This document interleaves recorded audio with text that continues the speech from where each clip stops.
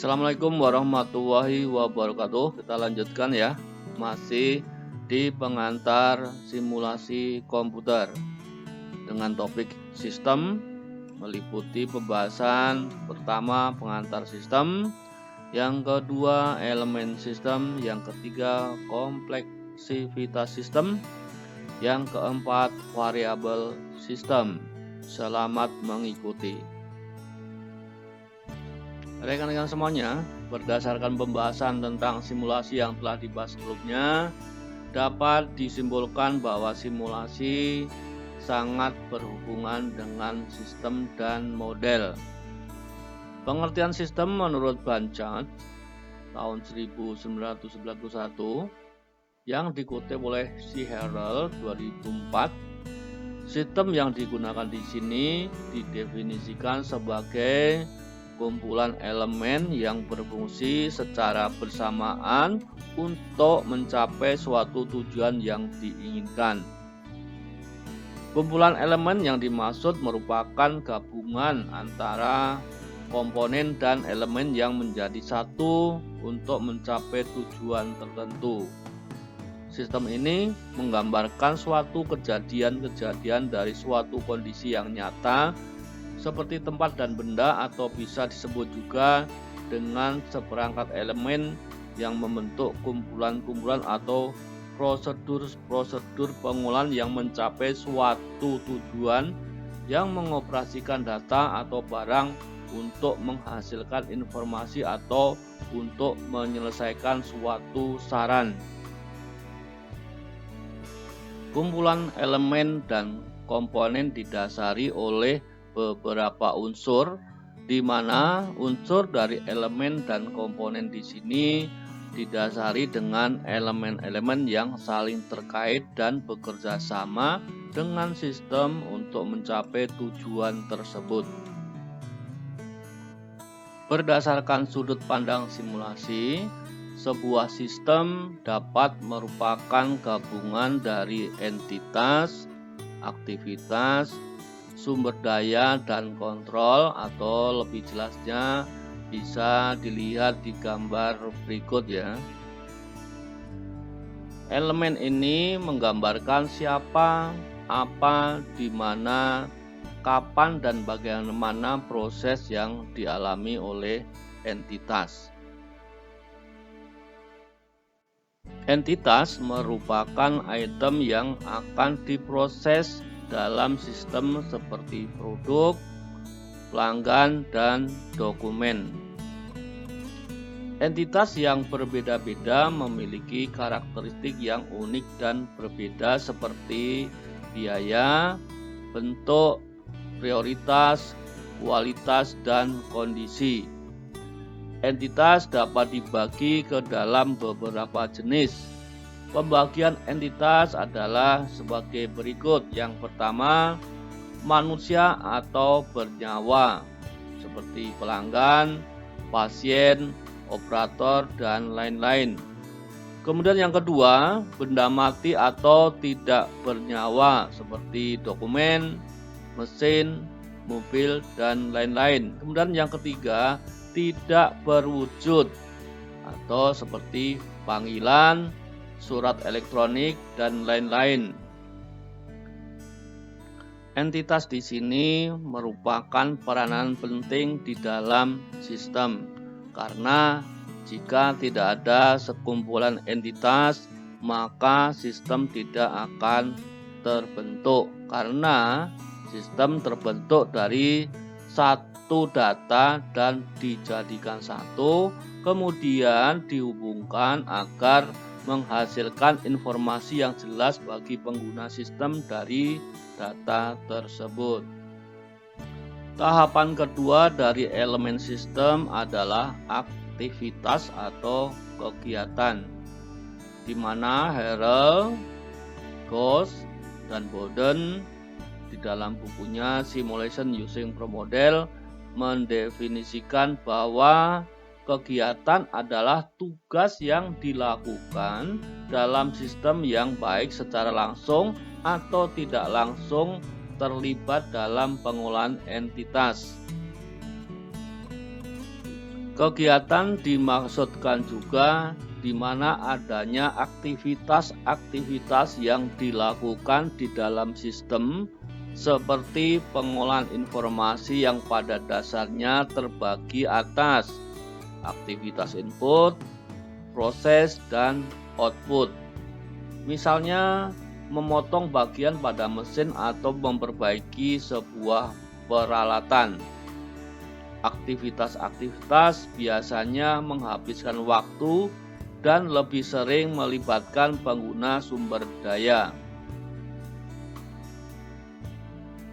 Aktivitas biasanya diklasifikasikan menjadi 3, yaitu yang pertama, proses terhadap entitas seperti pendaftaran, perawatan, pemeriksaan, pabrikasi, dan yang lainnya. Kedua, pergerakan entitas dan sumber daya seperti alat angkut forklift, penggunaan elevator ataupun konveyor dan lainnya. Yang ketiga, penyetelan, perawatan, dan perbaikan terhadap sumber daya seperti pengaturan mesin, perbaikan mesin fotokopi, dan yang lainnya. Selanjutnya mengenai sumber daya. Harold Ghosh Bowden dalam bukunya Simulation Using Pro Model di sini mengartikan bahwa sumber daya adalah cara di mana kegiatan yang dilakukan. Sumber daya di sini adalah suatu nilai dimiliki oleh suatu unsur tertentu dalam kehidupan, tetapi sumber daya tidak selalu bersifat fisik tetapi juga tidak berwujud. Contoh dari sumber daya adalah sebagai berikut. Yang pertama, manusia atau bernyawa seperti pelanggan, pasien, operator, dan yang lainnya. Kemudian yang kedua, benda atau tidak bernyawa seperti dokumen, mesin, mobil, dan yang lainnya. Kemudian yang ketiga, tidak berwujud seperti panggilan, surat elektronik, dan yang lainnya. Sumber daya juga dapat diklasifikasikan menjadi sumber daya bersama. Selain itu, ada pula sumber daya yang kekal dan sumber daya yang dapat berubah, baik menjadi lebih besar maupun menjadi hilang. Lebih lanjutnya, sumber daya juga dibagi menjadi sumber daya yang akan dapat diperbaharui dan sumber daya yang tidak dapat diperbaharui. Setelah membahas entitas, aktivitas, resources, maka si Harold juga menjelaskan mengenai kontrol. Harold Ghosh Bowden 2004 di dalam buku Simulation Using Pro Model mengutip bahwa kontrol menjelaskan bagaimana, kapan, dan di mana kegiatan dilakukan. Maksudnya, dalam melakukan kontrol ada tahapan-tahapan yang berlaku di dalam sistem. Biasanya di semua tahapan kontrol memberikan informasi dan keputusan-keputusan berdasarkan alur bagaimana, kapan, dan di mana sistem harus beroperasi seperti menentukan urutan, perencanaan, tindakan prioritas utama, jadwal dalam menentukan kontrol tersebut, kontrol dari perangkat lunak. Dapat dikatakan sebagai hubungan antara komponen yang membentuk sebuah konfigurasi sistem yang akan menghasilkan tanggapan sistem yang diharapkan. Jadi, harus ada yang dikendalikan yang merupakan suatu fisis yang biasanya disebut dengan kendalian. Contoh-contoh dari kontrol diantaranya adalah pertama routing sequence, kemudian yang kedua perencanaan produksi, yang ketiga adalah jadwal kerja, yang keempat adalah tingkat prioritas tugas-tugas, kemudian yang kelima adalah kontrol perangkat lunak, dan yang keenam adalah lembar instruksi atau dokumen instruksi. Yang ketiga adalah kompleksivitas sistem. Elemen dari suatu sistem beroperasi dengan keterkaitan satu dengan yang lainnya, sehingga sering mengakibatkan sistem menjadi kompleks. Ada dua faktor yang mengakibatkan sistem menjadi kompleks, yaitu yang pertama, saling ketergantungan. Saling ketergantungan menyebabkan perilaku elemen yang saling mempengaruhi dalam sistem. Misalnya, jika mesin rusak, operator perbaikan akan memperbaiki mesin. Hal ini menyebabkan operasi-operasi setelah mesin menjadi terganggu karena mesin yang rusak menjadi tidak beroperasi. Hal ini akan saling menyambung ke operasi-operasi yang lainnya, membentuk suatu aliran seperti efek domino. Yang kedua, berubah-ubah atau variabilitas. Variabilitas yang melekat pada karakteristik sistem yang melibatkan manusia dan mesin. Misalnya, ketidakpastian dalam pengiriman dari pemasok, kegagalan peralatan acak, absensi yang tidak terduga, dan permintaan yang berubah-ubah menciptakan kekacauan dalam operasi sistem. Variabilitas yang tidak terduga dan saling ketergantungan elemen dalam sistem membuat sistem menjadi lebih kompleks dan tidak terduga.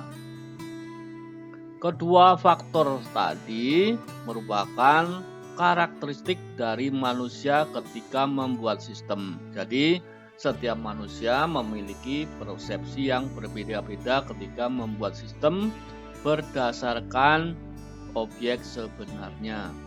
Variabel sistem. Mendesain suatu sistem baru atau mengembangkan sebuah sistem yang telah ada sebelumnya memerlukan lebih banyak identifikasi terhadap elemen dan tujuan dari kinerja sistem tersebut. Hal ini memerlukan sebuah pemahaman terhadap bagaimana elemen sistem saling mempengaruhi antara suatu elemen dan elemen yang lainnya yang berada dalam sistem tersebut. Untuk memahami hubungan ini, maka kita harus memahami tiga jenis variabel sistem. Ketiga variabel sistem tersebut adalah sebagai berikut. Yang pertama, decision variable atau variabel keputusan. Yang kedua, response variable atau variabel respon atau jawaban. Yang ketiga adalah state variable atau variabel status. Decision variable atau variabel keputusan juga disebut sebagai faktor input.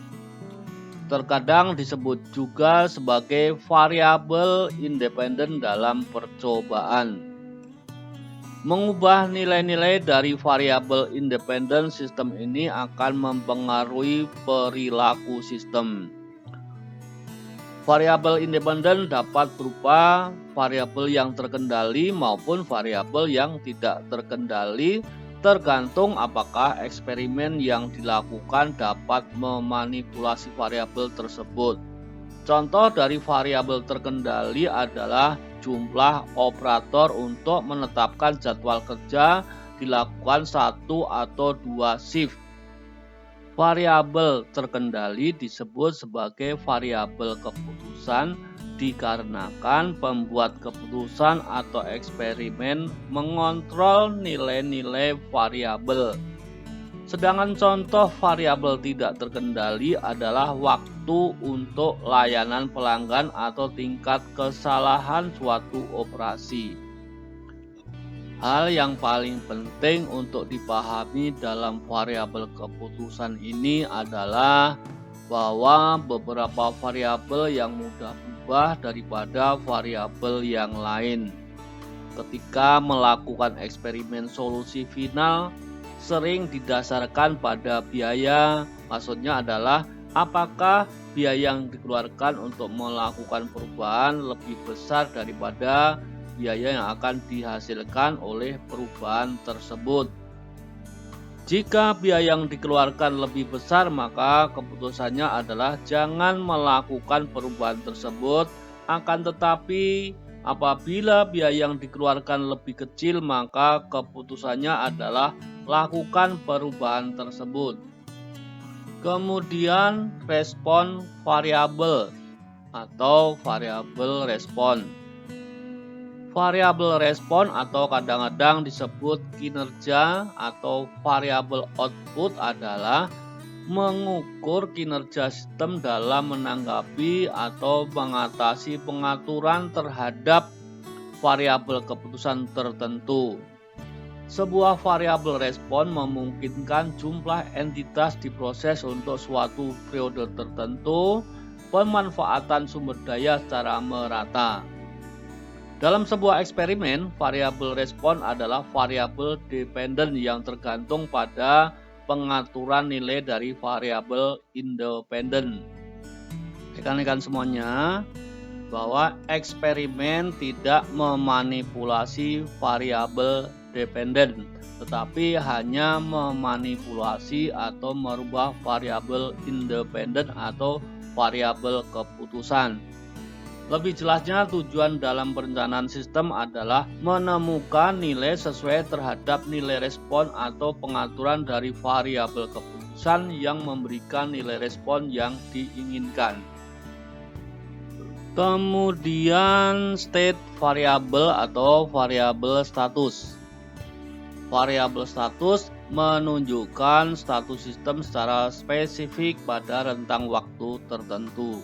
Contoh dari variabel status adalah jumlah entitas yang menunggu untuk diproses atau status terkini. Maksudnya sibuk, nganggur, atau turun dari sumber daya tertentu. Variabel respon sering menjelaskan perubahan keadaan variabel dari waktu ke waktu. Variabel status tergantung terhadap variabel respon dan variabel respon tergantung terhadap variabel independen atau variabel keputusan. Dengan kata lain, ketiga variabel tersebut saling ketergantungan antara variabel satu dengan variabel lainnya. Variabel status sering diabaikan dalam eksperimen karena variabel tersebut tidak langsung dikontrol seperti variabel keputusan dan tidak mempengaruhi perilaku dari sistem seperti halnya yang dilakukan oleh variabel respon. Sampai di sini dulu bahasan tentang sistem pada materi pengenalan simulasi komputer. Kurang lebihnya mohon maaf. Assalamualaikum warahmatullahi wabarakatuh. Untuk video selanjutnya atau materi selanjutnya adalah pengumpulan dan analisis data. Masih pengenalan simulasi komputer.